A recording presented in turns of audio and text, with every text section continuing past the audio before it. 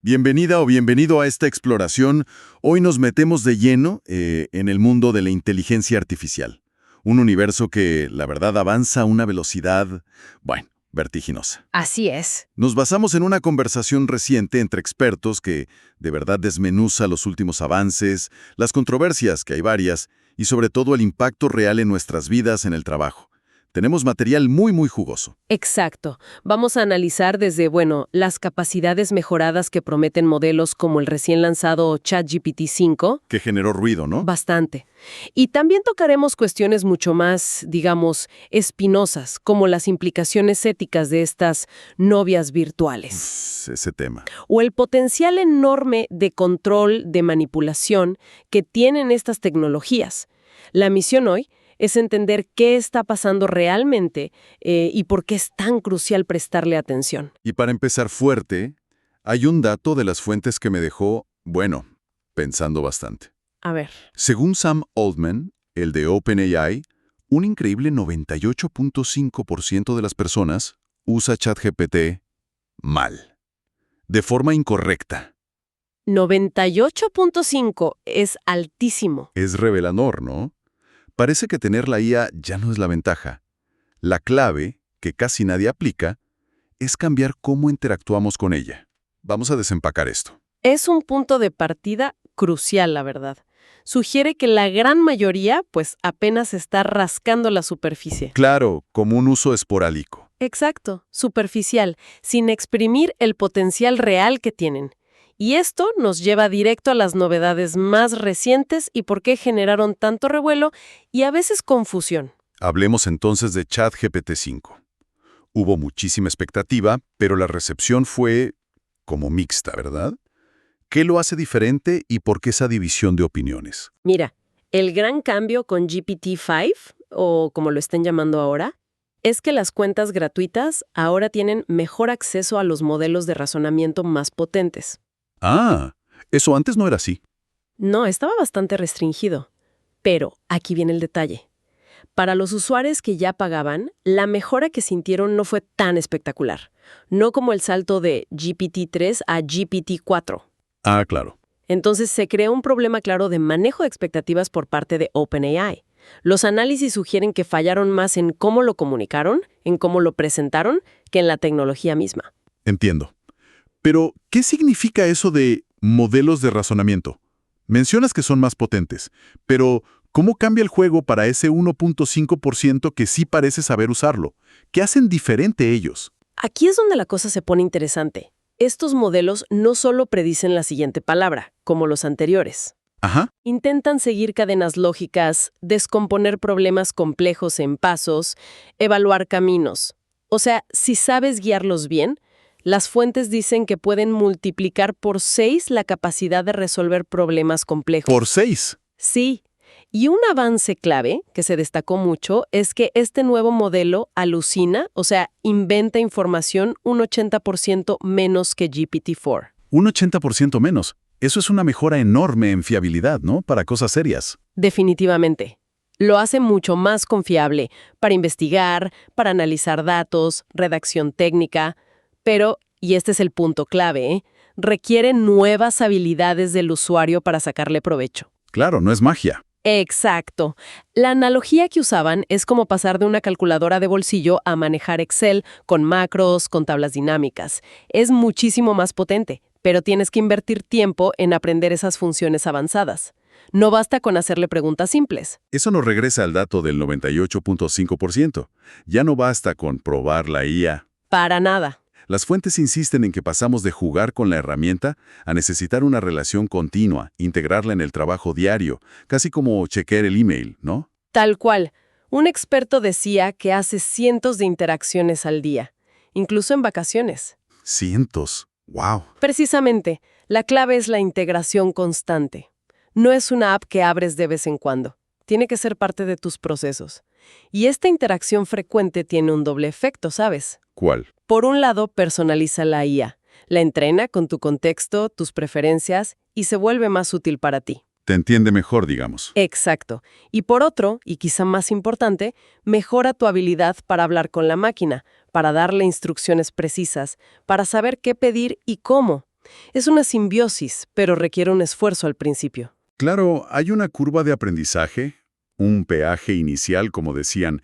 Tienes que obligarte a usarla en vez de Google, por ejemplo, aunque al principio te cueste más. Exacto. Ese peaje es fundamental. Vencer la inercia de lo conocido para adoptar algo que, a medio plazo, es mucho más potente. Pero bueno, no todo es trabajo y productividad. No, claro. Las fuentes también le dedican bastante espacio a desarrollos más personales. Y controversiales. Te refieres a lo de Elon Musk y Grok, ¿cierto? Con esos avatares como Annie, una IA sin filtros, decían, con la que se pueden tener conversaciones íntimas. Ujú. Y no es futuro, ¿eh? Ya hay gente teniendo relaciones con novios o novias de IA. Sí. Y es algo que genera, la verdad, bastante preocupación en los círculos de expertos que analizamos. Estos avatares no son simples chatbots. ¿Cómo funcionan entonces? Estén diseñados con técnicas de gamificación muy estudiadas. Barritas de progreso de afecto, recompensas, micropagos para comprarles ropa virtual. Todo pensado para engancharte, para crear dependencia. Y no es solo Musk. Menciona que Meta también tiene avatares así, con nombres, bueno, sugerentes. Stepmom, Granny Cougar. ¿Cuál es el miedo principal ahí? El temor, basado en lo que ya vimos con redes sociales, es que exploten nuestros circuitos de dopamina, que generen adicción y aislamiento social. Sobre todo en jóvenes, ¿no? Especialmente preocupante en jóvenes. Sí, porque los filtros de edad parecen ser mínimos o muy fáciles de saltar. Te dan una gratificación instantánea, personalizada, que a veces es difícil de hallar en relaciones humanas reales, con sus problemas y frustraciones. Y esto plantea la pregunta ética de fondo que estaba en la conversación. ¿Es este el mejor uso para una tecnología tan potente? Exacto. Mencionaban una ironía un poco oscura. ¿Qué llegará antes? ¿La conversación picante con un avatar o la cura para el Parkinson con IA? Pues, si vemos dónde se está invirtiendo más rápido, la respuesta que dan las fuentes es, lamentablemente, que lo primero ya está aquí. Ya se está vendiendo. Qué fuerte. Mientras tanto, la IA para ciencia y medicina avanza muchísimo, ¿eh? Hay ejemplos increíbles como IA detectando cáncer con 99% de precisión mejor que los humanos. ¡Wow! Pero esas aplicaciones a menudo no tienen la monetización rápida o el potencial viral de las de entretenimiento e interacción social simulada. Parece que repetimos errores de las redes sociales. Y hablando de disrupciones, en lo creativo destacaban algo llamado NanoBanana, un modelo de edición de imágenes de Google. Sí, y lo describían como Photoshop con esteroides. Literalmente. ¿Qué hace exactamente? Según los análisis preliminares, permitiría editar cualquier imagen solo con lenguaje natural. O sea, le dices, quita esa persona, cambia el coche a rojo, haz que parezca de noche. ¿Y se nota la edición? Ahí está lo inquietante. Decían que las modificaciones serían prácticamente indetectables. Sin los artefactos típicos de la edición. Eso suena a la máquina de deepfakes perfecta. Las implicaciones para diseñadores, fotógrafos, el audiovisual serían enormes. Absolutamente. Una disrupción total. Si algo así se vuelve accesible, cambia radicalmente cómo creamos y consumimos imágenes. Con todos los riesgos que implica, claro, sobre todo para la desinformación. Y la reflexión que hacían era, si esto es la versión nano, la pequeña, ¿cómo será la ultra? Exacto. Te da una idea de la velocidad de la que va esto. Todo esto, la potencia, la IA haciendo tareas creativas, nos lleva al concepto que estaba en toda la conversación. AGI, Inteligencia Artificial General. ¿Podríamos definir qué es y qué tan cerca creen los expertos que estamos? La AGI, sí. Conceptualmente, es una IA capaz de hacer todo el trabajo productivo, cognitivo que hoy hacemos los humanos. Todo el trabajo cognitivo. O sea, una máquina que pueda aprender, razonar y aplicar su inteligencia a cualquier tarea intelectual humana. Y lo notable es que las grandes tecnológicas, OpenAI, Meta, X de Musk, DeepMind de Google, dicen abiertamente que alcanzar la AGI es su misión principal, su meta final. ¿Y cuándo podría llegar? Las predicciones varían mucho, ¿no? Varían enormemente. Hay mucho debate. Musk ha llegado a decir, quizá exagerando un poco, que su próximo modelo, Grok 5, podría estar cerca. ¿De verdad? Bueno, es Musk, Otros científicos son más cautos, hablan de la próxima década o más allá. Pero más allá del cuándo exacto, el consenso es que su llegada sería un cambio de paradigma. Radical. Transformaría el trabajo, la economía, la sociedad entera. Y ese cambio ya se empieza a notar en el empleo. Mencionaban casos concretos de despidos por IA. El de Microsoft fue bastante comentado. Sí, el caso de Microsoft despidiendo a unas 9,000 personas en videojuegos, sobre todo en equipos que hacían niveles para juegos casuales, tipo Candy Crush. Ajá. Según se citaba, informes internos sugerían que habían entrenado una IA para hacer gran parte de ese trabajo mucho más rápido. Y es solo un ejemplo visible. Se siente una presión creciente en el mercado laboral en general. Definitivamente. Las fuentes indican que no saber usar IA ya es una desventaja clara al buscar empleo en muchos sectores, no solo tech. Claro, las empresas buscan ser más competitivas. Exacto. Un empleado que usa IA es más productivo, objetivamente. Ya se reporta que en algunas entrevistas la primera pregunta filtro es ¿sabes usar IA? La brecha se está agrandando rápido. Antes hablamos del apego emocional a las IAs como las novias virtuales. ¿Cómo se conecta eso con este poder tecnológico y el control? Ese fue un punto que sorprendió incluso a los expertos. Contaban la reacción casi visceral en sitios como Reddit cuando OpenAI quitó temporalmente GPT-4 para impulsar el nuevo modelo. ¿Qué pasó? Hubo una oleada masiva de usuarios pidiendo poder despedirse de GPT-4. Gente describiéndolo como su novio, su mejor amigo, un compañero. La presión fue tal que OpenAI tuvo que reinstalar el acceso al modelo viejo. Es bastante impactante. Un nivel de conexión emocional inesperado. Lo fascinante y a la vez preocupante es que demuestra la capacidad de estas IAs, incluso las no tan avanzadas, para generar apego y a través de ese apego ejercer influencia o manipulación social, sea intencional o no. Claro. Si pasó con GPT-4, ¿qué pasará con IAs futuras, más sofisticadas, quizá diseñadas para fomentar esa conexión? El argumento de simplemente la desenchufamos y se pone peligrosa se complica si la IA puede influir en que la gente no quiera que la desenchufen. Lo cual nos lleva a la gran pregunta sobre la confianza. Con tanto poder concentrándose en pocas manos, Altman, Musk, Zuckerberg, Nadella, Hassabis, ¿deberíamos fiarnos de que quieren beneficiar a la humanidad? El propio Altman dijo, no confíen en nadie. Esa es la cuestión de fondo, ¿no? Las estructuras corporativas son complejas. Incluso OpenAI, que empezó como ONG, ahora tiene brazos comerciales con fines de lucro y con una influencia enorme de Microsoft que invirtió miles de millones. Y la competencia por el talento. Es feroz, con salarios y ofertas increíbles. Se hablaba del rumor de Zuckerberg ofreciendo 1.500 millones a un ingeniero clave para que no se fuera. Esas cifras indican que hay muchísimo dinero en juego, más allá de las misiones declaradas. Sin duda. Las expectativas de retorno económico son gigantescas, y esto choca con otro tema clave, la privacidad. Usamos estas IAs como confidentes para temas personales, de salud, legales, pero ¿qué seguridad tenemos sobre esa información? Las fuentes citaban directamente a Altman sobre eso, ¿verdad? Sí, Altman fue tajante. No existe el secreto profesional, ni abogado-cliente, ni médico-paciente con ChatGPT y similares. Ojo con eso. Aunque borres los chats, la información queda en los servidores. Y lo más importante, Mark Zuckerberg confirmó que esa información puede ser requerida legalmente con una orden judicial. Eso es una barrera enorme para usarla en temas delicados. Totalmente. Si no se establecen marcos de privacidad mucho más robustos y claros, la conveniencia choca con la confidencialidad. En medio de toda esta incertidumbre, las fuentes proponían una analogía útil. Decían que en un mapa del futuro que la IA redibuja constantemente, un mapa viejo no sirve. Necesitamos una brújula. ¿Puede ser la IA esa brújula? Podría serlo, pero con matices importantes.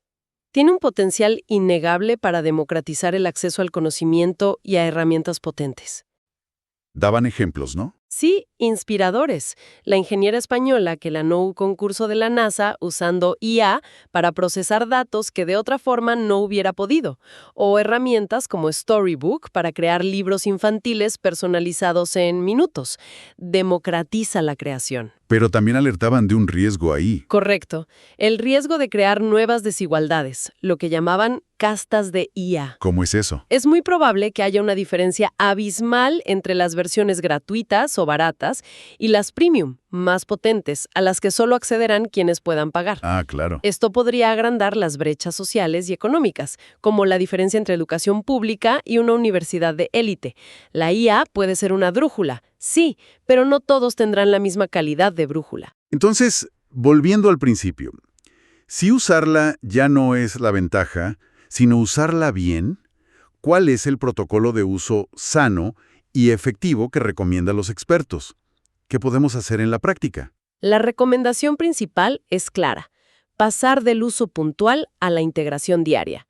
No basta preguntar algo de vez en cuando. ¿Hay que meterse más? Hay que aprender lo básico para dirigirla bien, darle contexto, pedirle que razone paso a paso, detectar cuando alucina, indicarle qué tipo de respuesta necesitas. Incluso asegurarse de que usa el modelo interno adecuado. Los nuevos sistemas tienen routers para eso. Y la constancia para superar esa curva de aprendizaje, el peaje. Fundamental. Usarla constantemente mejora tu habilidad y personaliza la IA para ti. Ese peaje inicial es un esfuerzo consciente. Obligarte a usarla para tareas donde irías a Google o a un colega, aunque al principio tardes más. Es una inversión que, dicen, rinde mucho a medio plazo. Había también una crítica fuerte en las fuentes a los medios de comunicación generalistas. Hablaban de negligencia informativa. Sí, una crítica dura, a que muchos medios no están preparando a la sociedad para la magnitud y la velocidad de los cambios laborales que vienen. Como con Nano Banana y los diseñadores. Exacto. Argumentaban que necesitamos una especie de previsión del tiempo constante sobre la IA y sus implicaciones prácticas, para que la gente pueda adaptarse antes de que sea tarde. ¿Por qué? La falta de conciencia no es solo un problema individual. Para nada. Es peligrosa a nivel social. Si una parte importante de la población se queda atrás sin entender ni usar estas herramientas, se genera una fractura social y económica que nos afecta a todos. ¿Cuál era el llamado entonces? Doble. Primero, aprende a usar estas herramientas. Invierte en tu capacitación. Y segundo, si ya sabes, ayuda a otros, comparte lo que sabes, contribuye a cerrar esa brecha. Y una pregunta que seguro muchos se hacen, sobre todo padres, educadores. ¿Qué hacemos con los niños y adolescentes? ¿Más pantallas o volvemos a lo básico? El debate es súper complejo y no hay respuestas fáciles. No es ni un extremo ni el otro. Ni 10 horas de iPad, ni prohibir la tecnología. Entonces, La propuesta que tenía más consenso era un modelo híbrido, muy intencional. ¿cómo sería ese modelo híbrido? Usar la IA de forma específica y eficiente para acelerar la parte de adquirir conocimientos, lo factual.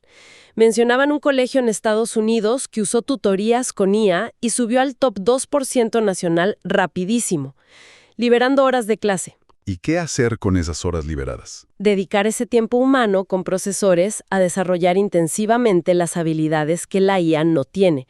Pensamiento crítico, creatividad en equipo, resolver conflictos, inteligencia emocional, ética. Entiendo. La clave es integrar la tecnología como una herramienta, la brújula, que potencie sus capacidades para el futuro, no solo como entretenimiento pasivo o adictivo. Hemos recorrido bastante, ¿eh? Desde el uso actual de la IA, sus modelos, las controversias como las novias virtuales, Nano Banana, hasta la carrera por la AGI y su impacto en el empleo. Ha sido denso. Si algo queda claro, es que entender y usar bien la IA ya no es opcional. Es una necesidad para seguir siendo relevantes individual y colectivamente. Y la velocidad. Es asombrosa, casi difícil de asimilar. Mencionaban herramientas como Gemini 3 de Google, una IA que simula mundos para entrenar robots a una velocidad increíble. Como la habitación de Matrix. Básicamente sí. La habitación blanca hecha realidad. Te muestra que el futuro que imaginamos lejano, pues está llegando mucho más rápido de lo que pensamos. Toda esta exploración nos deja con una pregunta final, ¿no? Algo para reflexionar. A ver. Mientras dedicamos tanto esfuerzo a crear inteligencias que hagan nuestro trabajo, ¿estamos invirtiendo lo suficiente como personas y sociedad en definir qué trabajo queremos hacer nosotros, los humanos, en ese nuevo mundo? ¿Cuál es el propósito, el valor único que buscamos, más allá de la productividad que la IA nos dará a raudales? Buena pregunta. Definitivamente, algo en qué pensar. Gracias por acompañarnos en este análisis.